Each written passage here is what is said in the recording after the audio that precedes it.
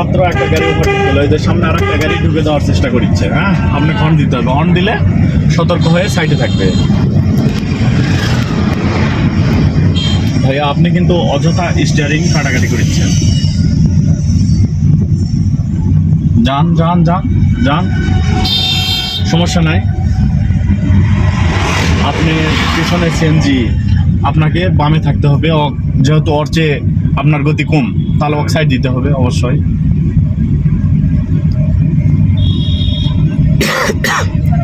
এত ঢাড্ডাবে যাওয়া লাগবে না, আর একটু মাঝখানে আসতে পারে।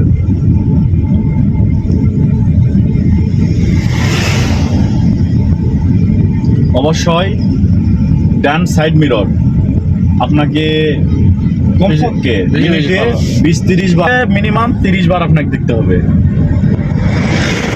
আর আপনি যখন প্রফেশনাল ভাবে চালানো শিখলেন, ভালো চালাতে পারেন, সেক্ষেত্রে আলাদা কথা, মিনিটে 10 বার দেখেন, 12 বার দেখেন।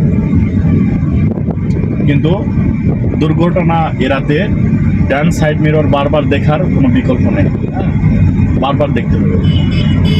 বারবার দেখতে হবে না? অবশ্যই দেখতে হবে, বারবার দেখতে হবে।